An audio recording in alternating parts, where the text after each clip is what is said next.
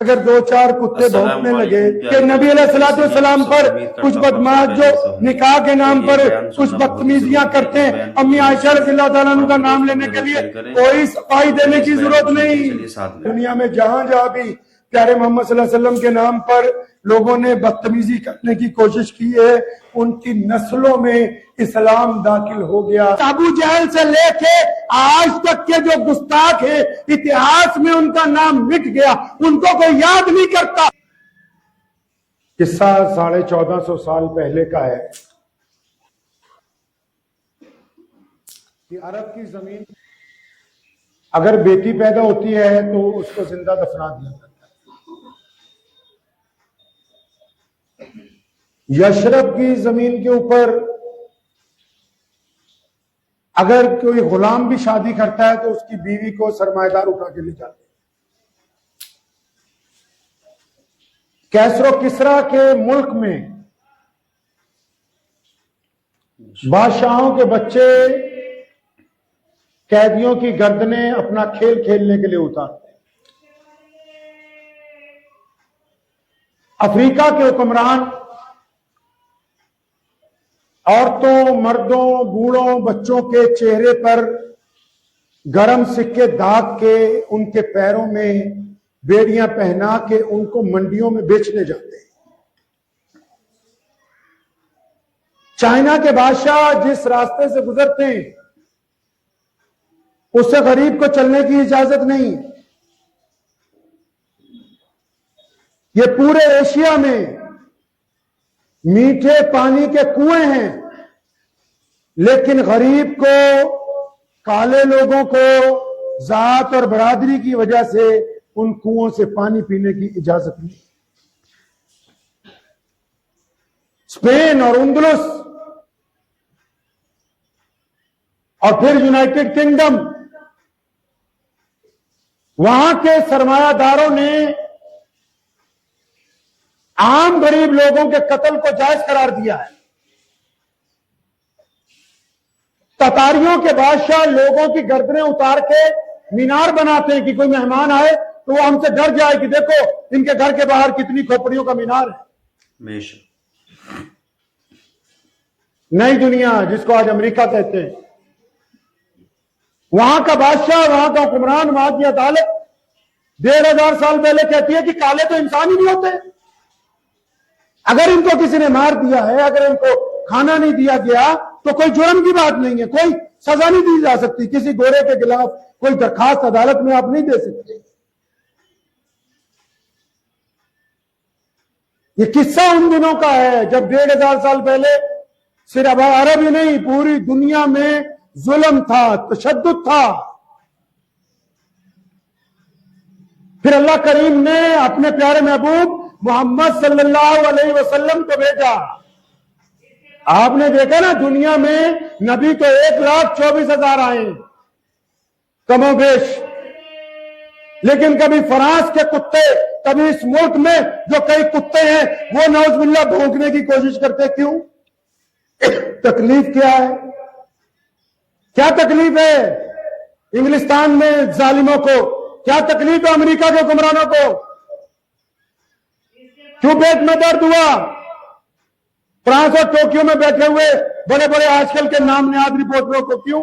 क्योंकि दुनिया में बदमाशी थी, दुनिया में गुंडागर्दी थी, दुनिया में गरीबों को मारा जाता था, दुनिया में बेटियों से ज्यादती की जाती थी, दुनिया में छूत का बोलबाला था, दुनिया में एक कुएं से लोग पानी नहीं पी सकते थे। नबी तो 1,24,000 आए तमाम नबियों के अलावा, सिर्फ नबी मोहम्मद सल्लल्लाहु अलैहि वसल्लम के खिलाफ। इसलिए बार बार लोग बोलते हैं कि सबसे काड़ी जरब जो मारी है दुनिया में जालिम के ऊपर, इंसानों में जो बराबरी लेके आई, वो जात मेरे नबी मोहम्मद रसूलुल्लाह की जात है।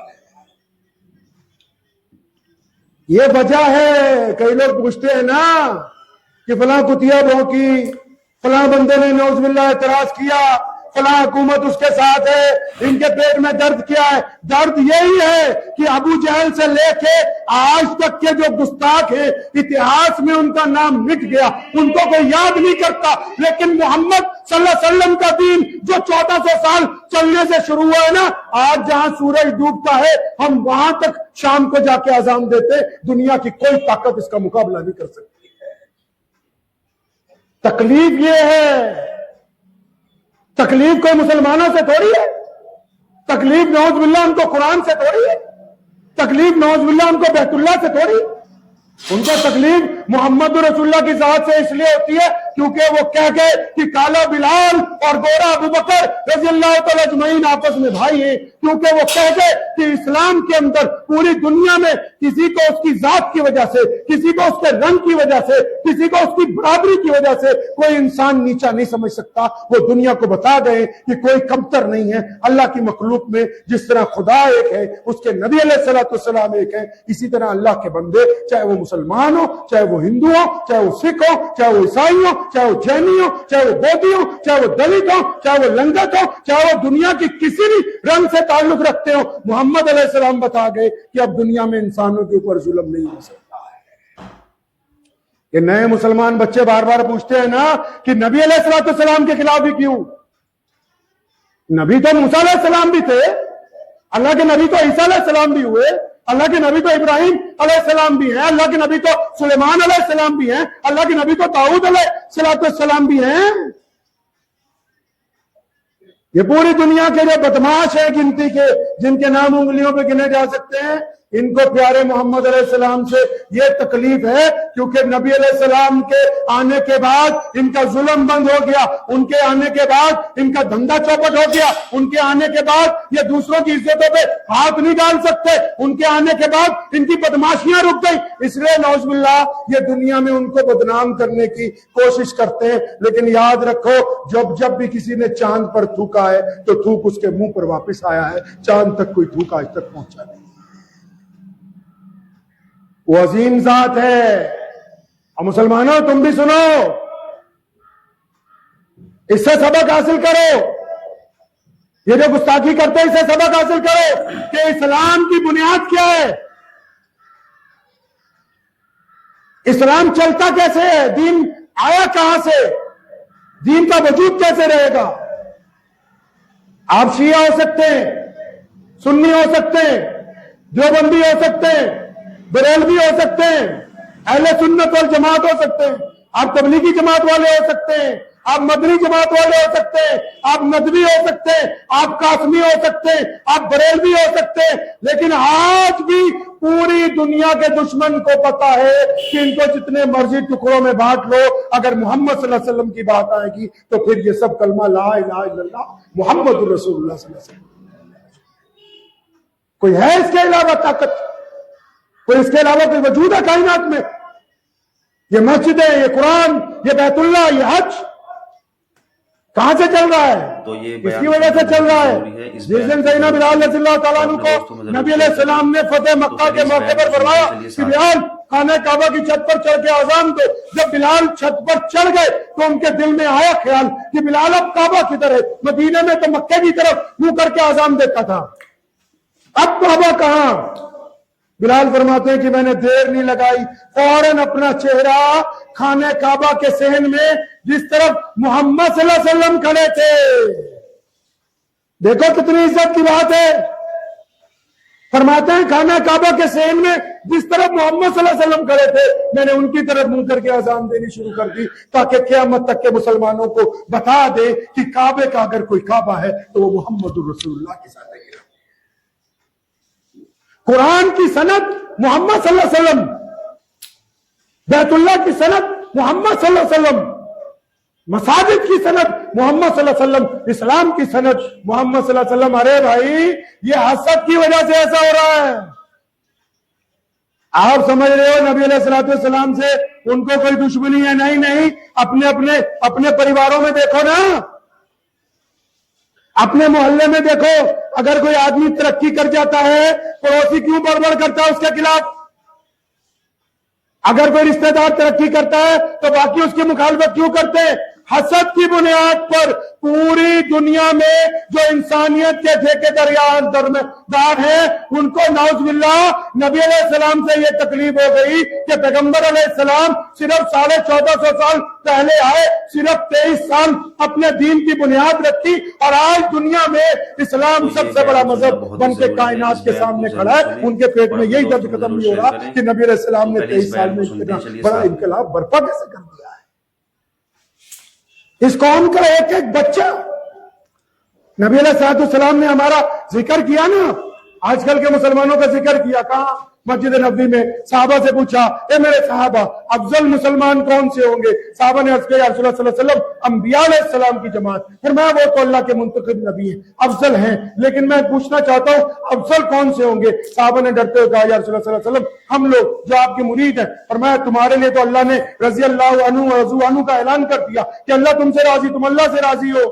मैं पूछता हूं अफजल कौन से होंगे? साहबा ने कहा, या रसूलल्लाह सल्लल्लाहु अलैहि वसल्लम, आप बताएं। फरमाया, जो हमारे बाद, फिर उनके बाद दुनिया में जो मुसलमान आया करेंगे जिन्होंने मोहम्मद अलैहिस्सलाम को देखा नहीं होगा, लेकिन उनको मोहम्मद अलैहिस्सलाम से इतना प्यार होगा कि नबी अलैहिस्सलाम के नाम पर वो अपनी जान कुर्बान कर दिया करें। दुनिया के पेट में यही दर्द नहीं हट रहा कि 23 साल की जिंदगी में, अंदाजा तो लगाओ, अफ्रीका के जंगलों में जहां वो हमारी जुबान नहीं समझते, वहां खड़े होकर भी अगर तुम ये अजान दे दो, अल्लाहु अकबर, अशहदु अल्ला इलाहा इल्लल्लाह, अशहदु अन्ना मुहम्मदुर रसूलुल्लाह, तो हजारों लोग आ जाएंगे जो अपनी आंखों से नबी अलैहिस्सलाम का नाम चूमते होंगे। अरे तू अजान दे रहा है, हम तो मोहम्मद रसूलुल्लाह के आशिक हैं। वहां भी चले जाओ, अगर अजान दोगे ना तो 2-4 दीवाने आ जाएंगे निकल के, अरे भाई हम तो सदियों पुराने नबी अलैहिस्सलाम के आशिक हैं, हमारे आबो अजदाद ने उनके नाम पर जिंदगियां गुजारी है। और अपने दोस्तों में जरूर शेयर करें। बर्फ पोश पहाड़ियों में जाओ, कोई मौजूद हो न हो, मोहम्मद रसूलुल्लाह का दीन वहां पर मौजूद है। और फिर इंग्लिश दुनिया में आ जाओ, चाहे तो फिर वो ब्रिटिश सरकार हो, चाहे वो न्यूयॉर्क का एम्पायर हो, दुनिया का कोई खित्ता हो, जब नमाज होती है, अजान होती है, हज आता है, तो पूरी दुनिया के गैर मुस्लिम हैरान रह जाते हैं, इतनी शिद्दत से मुसलमान अपने नबी अलैहिस्सलाम से इश्क का इजहार करते हैं।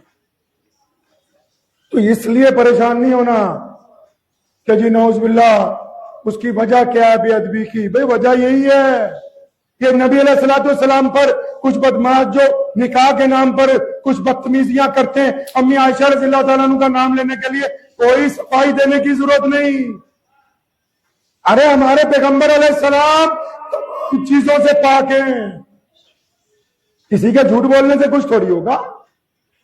जब बरक रफ्तार गाड़ी चलती है ना, जब जिंदगी तरक्की के ऊपर आती है, आप भी जब कोई आम बंदा है, आप जब तरक्की पर जाएंगे, आप जब सड़क पर बेहतरीन गाड़ी में चलेंगे, अगर 2-4 कुत्ते भौंकने लगे तो ये तो असूल नहीं है कि ब्रेक लगा के उन कुत्तों को डांटा जाए।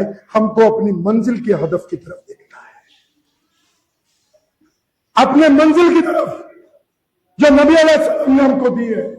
और याद रखो, ये दुनिया का असूल है, दुनिया में जहां जहां भी प्यारे मोहम्मद सल्लल्लाहु अलैहि वसल्लम के नाम पर लोगों ने बदतमीजी करने की कोशिश की है, उनकी नस्लों में इस्लाम दाखिल हो गया, चाहे वो 100 साल बाद हुआ, चाहे वो 200 साल बाद हुआ। ये नबी अलैहिस्सलाम का दरियाए रहमत है कि कायनात में जो दुश्मन है ना, वो भी नबी अलैहिस्सलाम के मुरीद बन जाया करते हैं।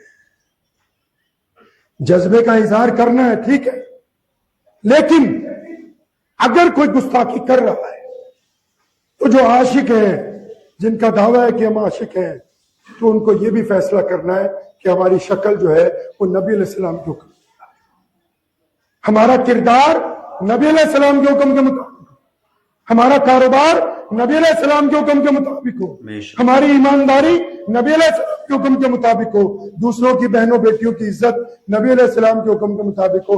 यकीन कर लो दिल पे हाथ रख के, अगर आप सुन्नत के मुताबिक चलेंगे ना, तो दुश्मन को भी आपकी ईमानदारी और आपकी बहादुरी को एक दिन तस्लीम करना होगा। तस्लीम करे बगैर उसके पास चारा कोई नहीं है। करेंगे इंशाअल्लाह। तो इस बात को ज़हन नशीन रखें कि जब जब गुस्ताखी हो अपने किरदार को और अच्छा बनाना है। कहेंगे इंशाल्लाह और बेहतर से बेहतर तरीके से हम मैदान में सामने आएंगे ताकि हम नबी अलैहिस्सलाम का पैगाम कायनात की गोशे गोशे तक पहुंचा सकें। तो दुआ कीजिए अल्लाह करीम मुझे भी और आप सबको इन बातों पे